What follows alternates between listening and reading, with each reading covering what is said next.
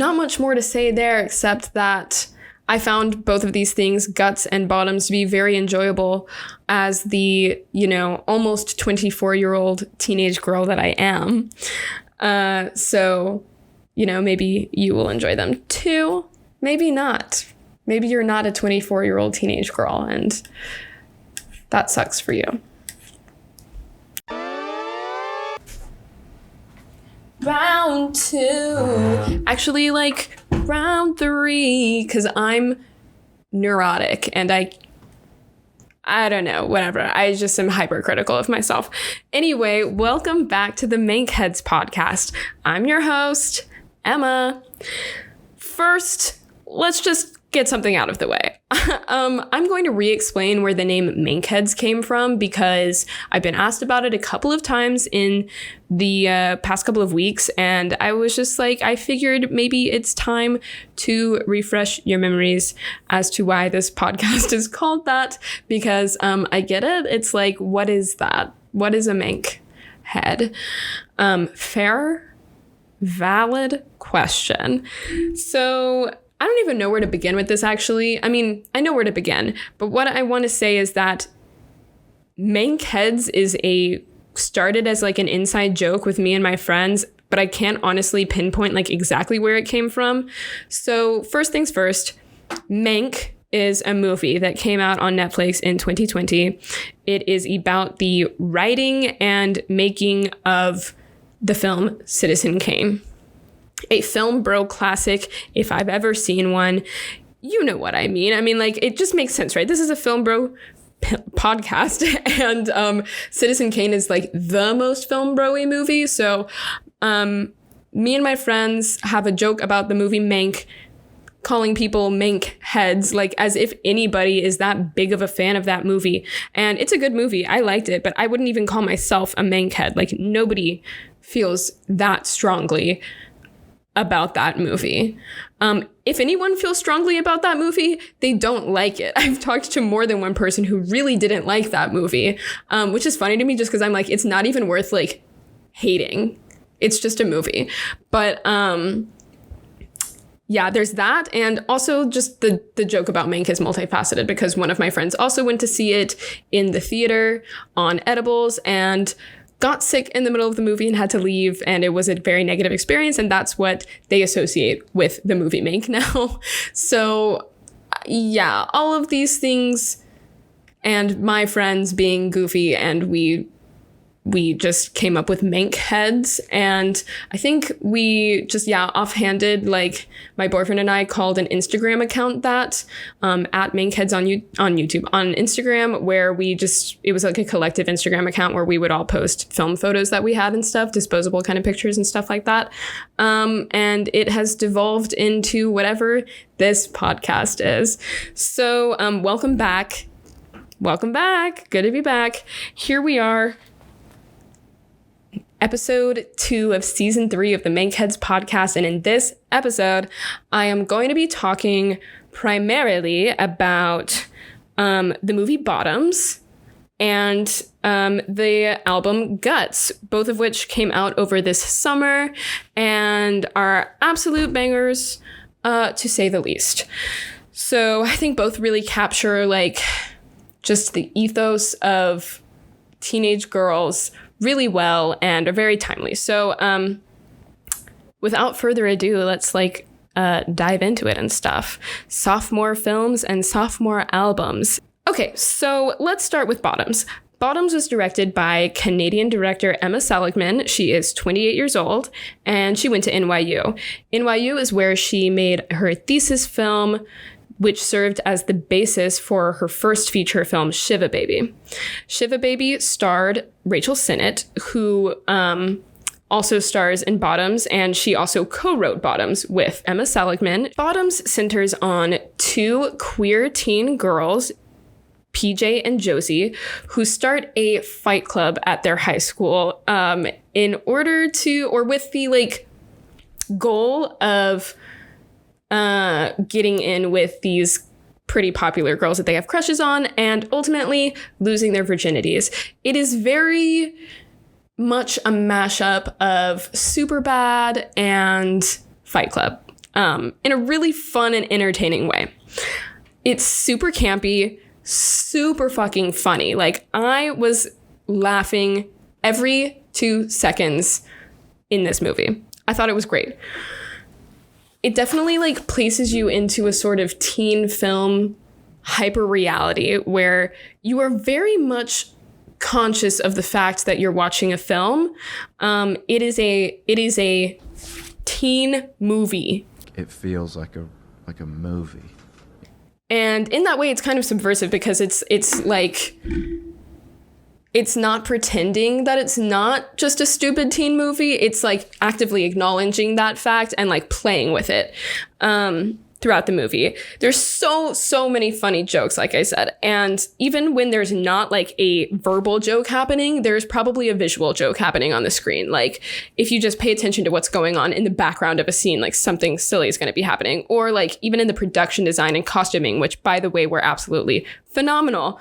You would just see stuff like posters. So they go to a very like football obsessed, jock worshipping high school, very cliche like high school movie tropes, right? But our protagonists are the 2 people at the school who are, I want to say they call them ugly, untalented, and gays. There's a point in the film where PJ and Josie, who are played by Rachel Sennett and Io Adebari, respectively, are called to the principal's office, and the principal, over the PA system, literally says, "To the ugly, untalented gays, please report to the principal's office." Guess that's you guys. That's pretty early on in the movie, and that's when I was really like, okay, we're in the world of this movie, and like whatever happens in Bottoms is like just in its own, like I said, teenage girl fever dream hyper reality, which made for a really entertaining movie. There was some really like essential quirky elements of this film that I enjoyed, and that was particularly in, like I said, the production design and costuming, which were very evocative of classic teen movies like John Hughes movies, and Bring It On, particularly in the costumes and the blocking of some of the scenes like that involved either cheer and or fighting.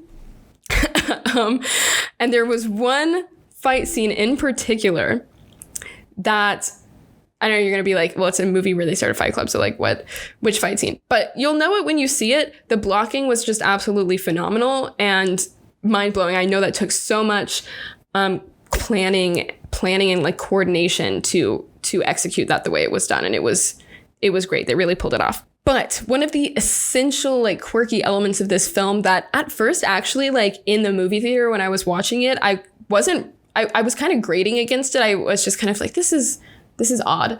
But I got used to it and it made sense as it went on. But the casting in the film was very interesting. And I recently was listening to an interview that Emma Seligman did with IndieWire's Filmmaker Toolkit podcast. And what she said was that she was inspired by John Waters and how he casted his movie. She called it like John Waters casting or camp casting. Where you take people from wildly different backgrounds and with wildly different personas and put them together in a movie. And like I said, at first I was kind of like, I don't know if this is working, like this is kind of weird. But by the end of the movie, I was fully on board with it. I thought that everybody had incredible performances and they worked really well together within the world of the film, which I think is the most important thing. So some examples of this were the fact that the 2 pretty popular girls that are Josie and PJ's like objects of affection. Objects of affection? That's a phrase, right?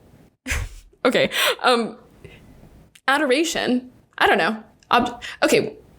I'm getting caught up in this, but the 2 popular pretty girls that Josie and PJ have crushes on are played by Havana Rose Liu, an influencer, and Kaya Gerber, a supermodel. So, and like I said, at first I was kind of like, they both seem out of place, but they really did work in this teen movie of being these like totally unattainable,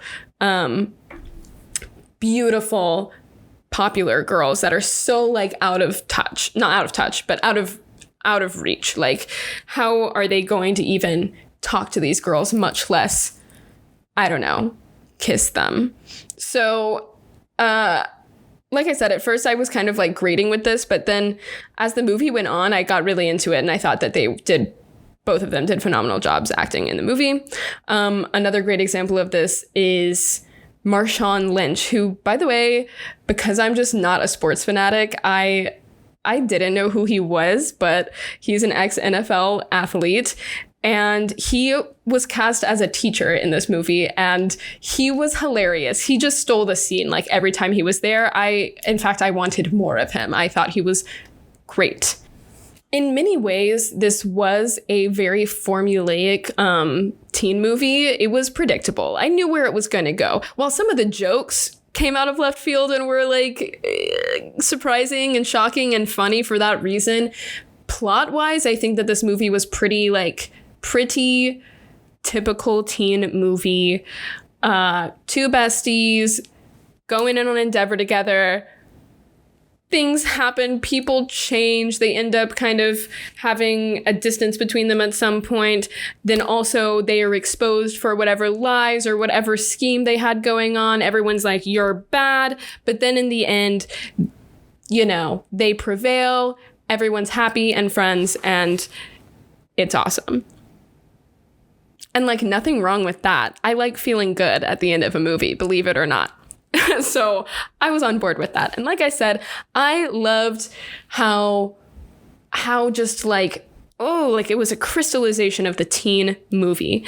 And you could see so much inspiration from classic teen films, like I said, Bring It On and John Hughes movies. Particularly, there was a scene where all the girls in the Fight Club were like circled up talking about their traumas. And it very much so was giving The Breakfast Club. The aesthetic of this movie was so like timeless yet specific, which I think was what they were going for. They, like I said, they created a very specific world for this film and these characters to exist within.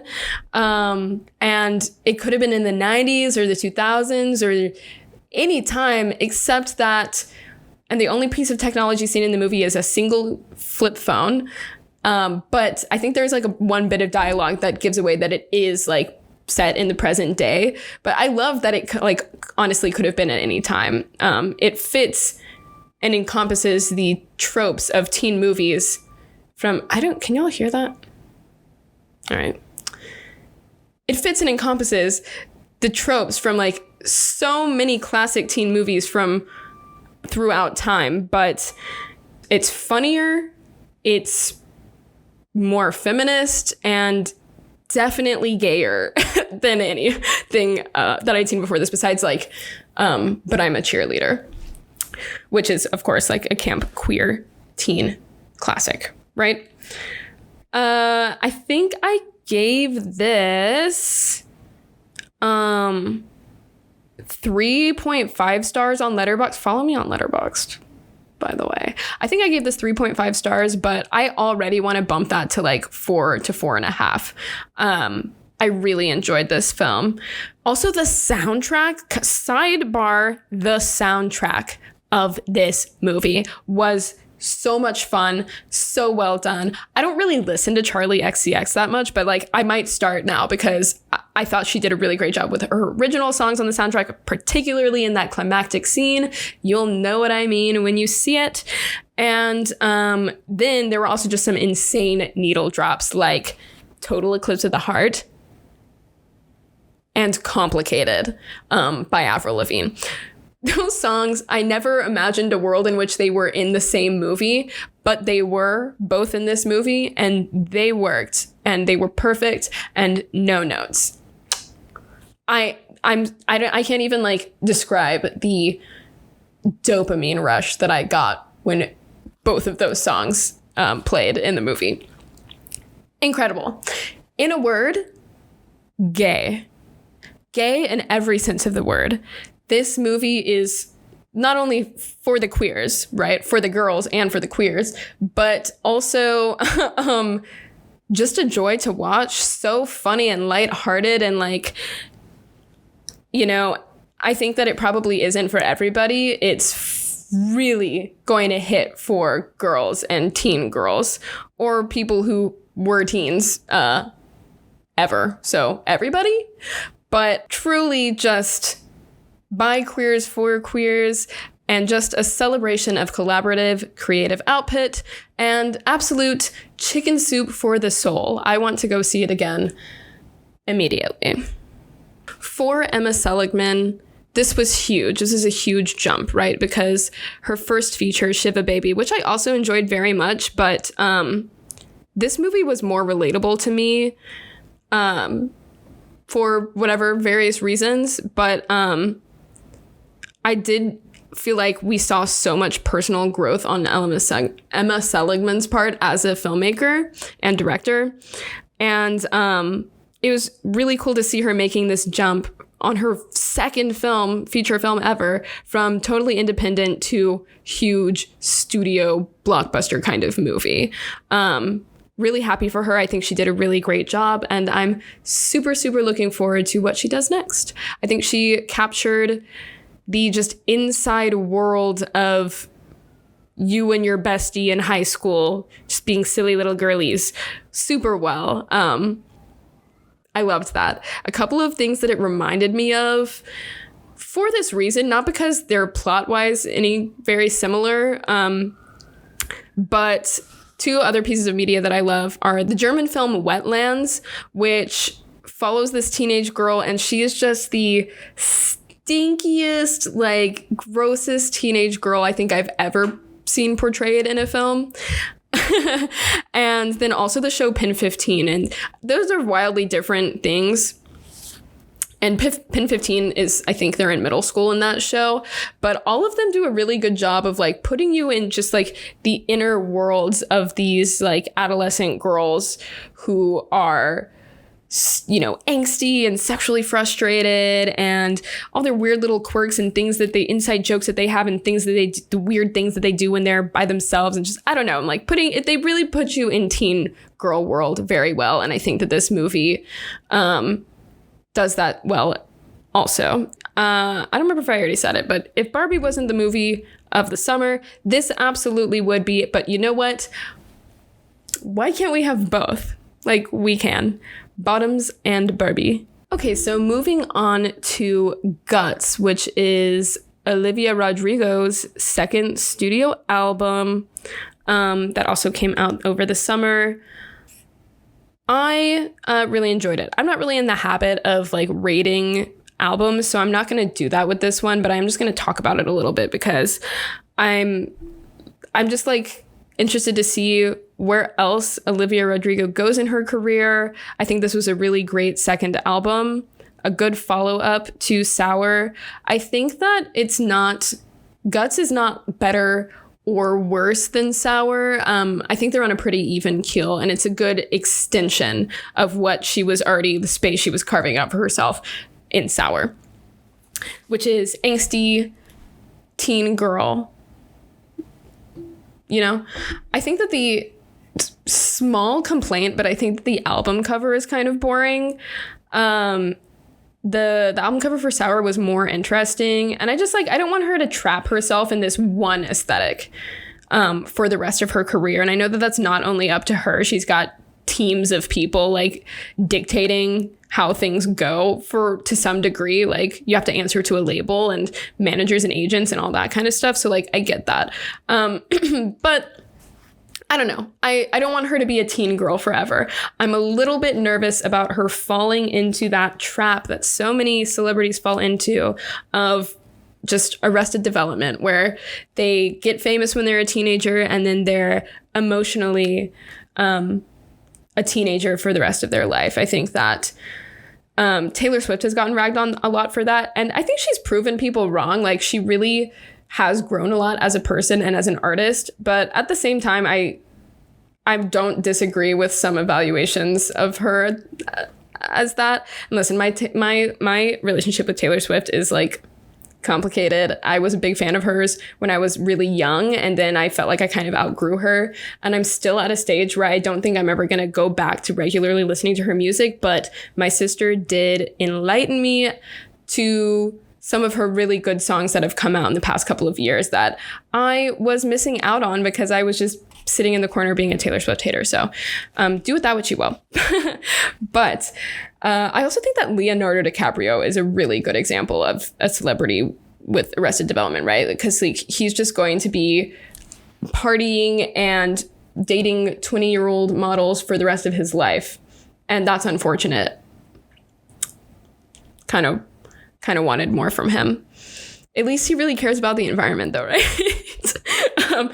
Anyway, Guts. I think that the album is best encapsulated in the first track and the last track, which are All American Bitch and Teenage Dream. Teenage Dream is actually the very first song that she wrote for the album. And it really just, both of these songs deal a lot with like being a young woman and becoming famous and navigating people's expectations and society's expectations for you as a person, as both a person and an artist, and her trying her best to like do her own thing and like not do things to please other people. But it's difficult. It's hard out here for a bitch, right? All American Bitch is probably my favorite song on the album. It's so well done. I love that it opens with light as a feather, stiff as a board, that kind of cliche teen girls at a sleepover kind of witchy game. And then she makes reference to the Kennedys at some point about like, oh, I'm like, you know, have my integrity like the Kennedys, but like ironically, right, as we all know, there's like shady stuff going on in the Kennedy family and has been and was and whatever. So like, I don't know. I think she's becoming more sophisticated in her, like lyrically and musically. I do think that a lot of her songs sound the same, and I'm probably like always going to be kind of a hard critic when it comes to stuff like that, where I'm just like, I want you to branch out like sonically. But I also really liked the music videos that she's put out so far for Bad Idea Right and Vampire. I think that I like the song Bad Idea Right better as a song, but the music video for Vampire was like much more interesting. I liked seeing all of her and like the girlies, her besties in Bad Idea Right, and that one's just like a fun like concept for a song too. But the Vampire music video was just cool. It has that meta commentary that she has going on in All American Bitch and Teenage Dream.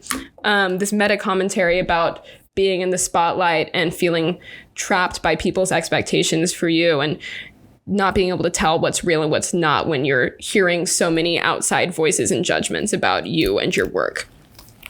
And I thought that it translated like really well to her VMA performance, where her like set was like falling apart, and then you got all these like viral reactions of celebrities being like, whoa, because they didn't realize that it was part of their performance yet. I thought that was really cool and well done, and I think her team knows what they're doing with that. I think we get a little bit more insight into her personal background, especially with the song The Ballad of a Homeschooled Girl. She has been a performer for so much of her life. Before singing, she was an actor. And I think it's funny that she says that a lot in interviews. She'll be like, oh, well, actually was an actor. Like people don't know who she was. And it is true that she has blown up and become a household name because of her music, but she was also like a Disney Channel actress. A lot of people knew who she was already. But I love that. She's so humble. She's always like, oh yeah, well, I was actually an actress. Like the person interviewing her didn't know that, which they absolutely probably do every time they're talking to her. But she was homeschooled from 7th grade onwards because she was acting and whatnot. So she touches on feeling like disconnected a little bit and socially awkward as a result of that. But it's really cool to see her like having success and growing up. She recently got an apartment in New York City, and she's splitting her time between living in LA and New York. I know she wrote and recorded a lot of this album in New York City at Electric Lady Studios. Iconic. What else can I say about that?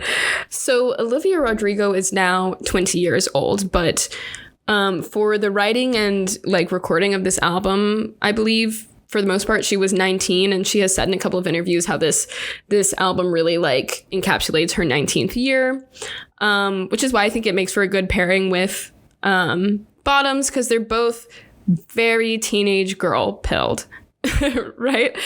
I think especially with that last track, Teenage Dream, which is really addressing her status as a teenager, but how that is changing and how she is moving forward, and, you know, her wondering like what life will be like, and will things get better, and will I change, or will I always be this person?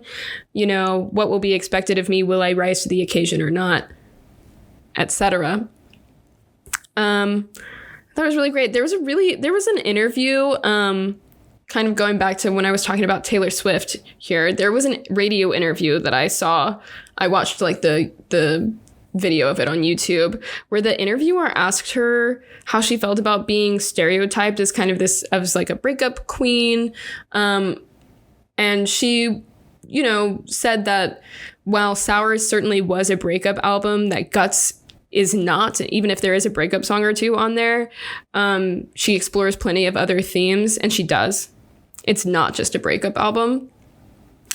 Even so, I'm still going to be worried about her falling into this teenage girl trap. But I thought it was kind of an odd question. It was an interesting question because it reminded me of Taylor Swift and how she was getting asked that all the time, a lot earlier in her career. So I think Olivia Rodrigo is certainly setting herself up to have a Taylor Swift like career.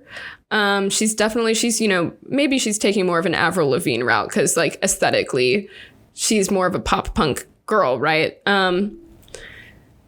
But you know, I digress. Also, she did a really great interview with Phoebe Bridgers for Interview Magazine, where she talked about realizing that she's really kind of just an average teenage girl, and that her problems aren't super unique, just very tied into her identity of being a 19 and then 20-year-old girl. And I like that. Like I said, she's very humble. I think that's the thing I love about her the most. She's very down to earth. But, you know, she's going through a lot of big changes in her life. Of course, not only is she internationally famous now, but she is leaving her teens and going into her 20s. Like, this is the part where you are supposed to be an adult, but you don't feel like one yet, and maybe you never will. Hashtag relatable. But she is splitting her time between living in LA and New York. I know she's originally from California. She just bought an apartment in New York, and I know she recorded and wrote a lot of this album in New York at Electric Lady Studios, which is really cool. And this album is just fun and a really good follow-up to Sour, and it pairs very well with Sour, so I commend her for that. I think, in a word, gutsy. She's really putting herself out there and putting it all out there, and you know, growing as an artist, and it's really cool to see. So I'm super excited to see where her career goes. Okay.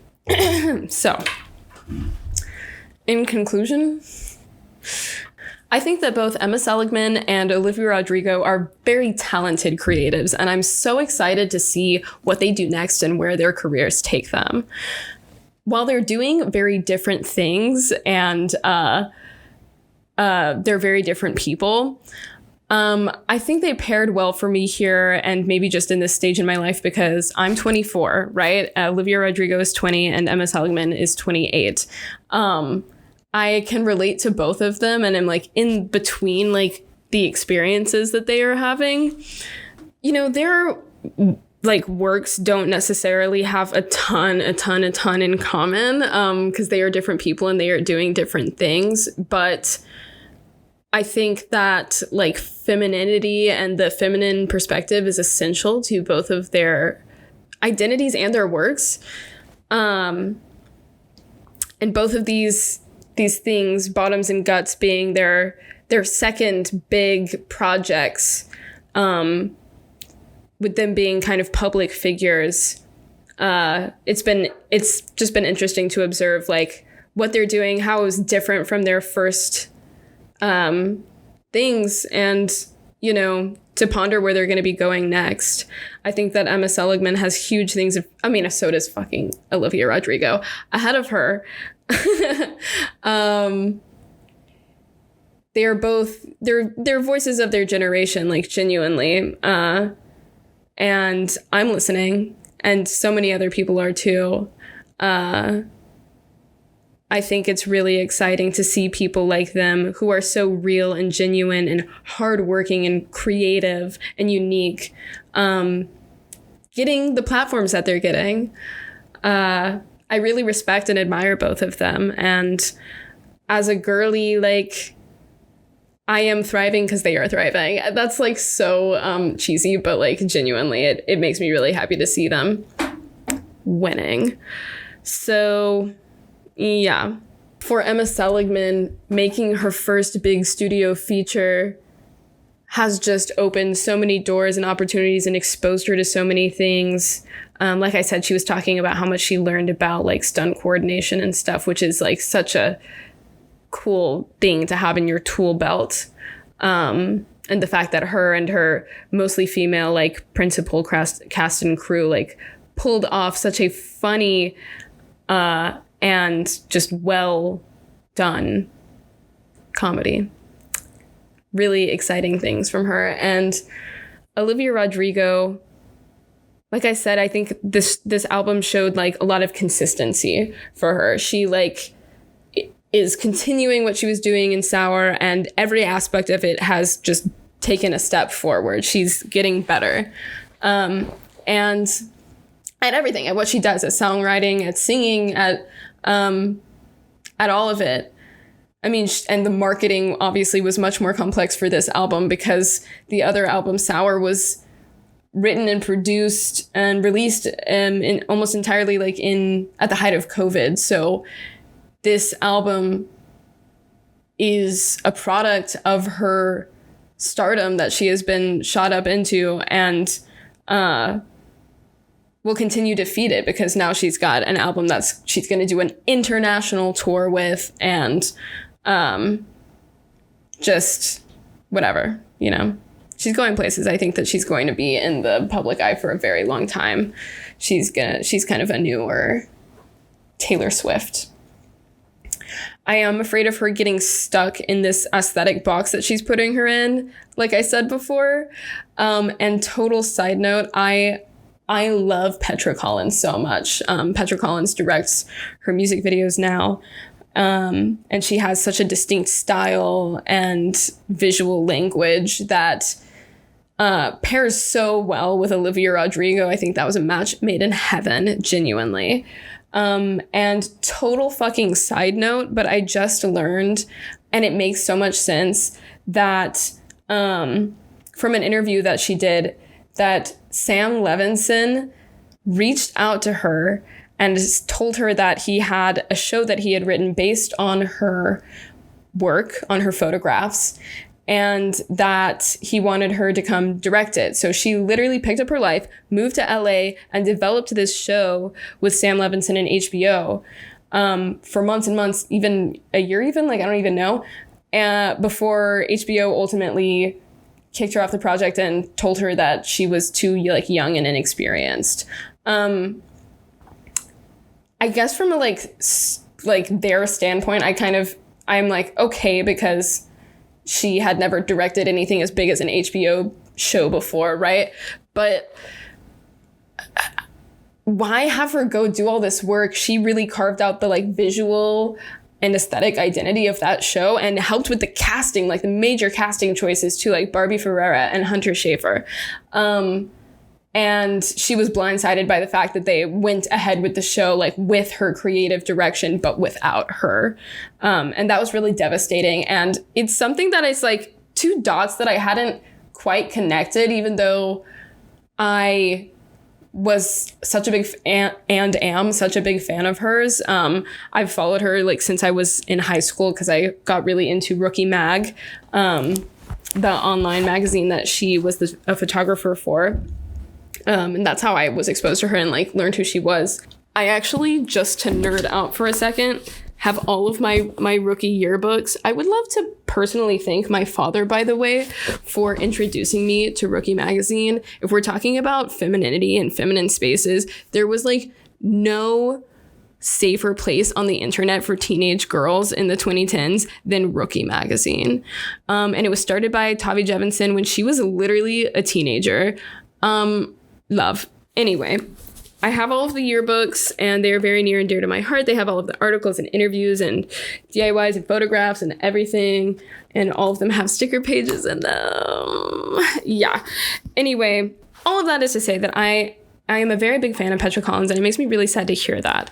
I definitely can totally see her visual like language in the show Euphoria, and was a big fan of that show. I really liked season 1, season 2, whatever. Fell off. But that's just really disappointing and sad to hear. I'm so glad almost that happened to her, because I don't know if she would be working with Olivia Rodrigo now if she was still working on Euphoria. That said, Euphoria probably could have been so much of a better show if she was directing it.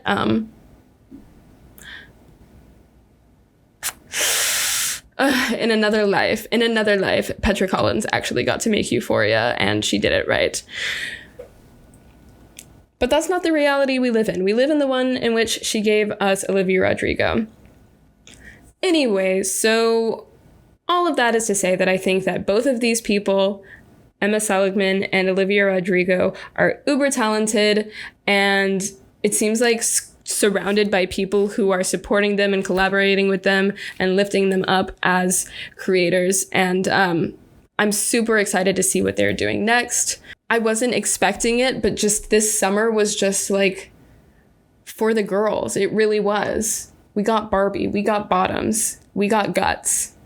All right, folks, it's been a pleasure talking about nothing and everything for however long this episode is going to be. Join me next time for whatever I talk about then. I'm not sure yet. But yeah, you can find us on Instagram at Mankheads Podcast and at Mankheads. Yeah, if you want to see our film pics. And you can also find us on YouTube at Mankheads. That is also where you can watch Subletter, mine and my friends' independent sitcom that we are ever so proud of. First 3 episodes are available now. Yeah, have a good week, guys.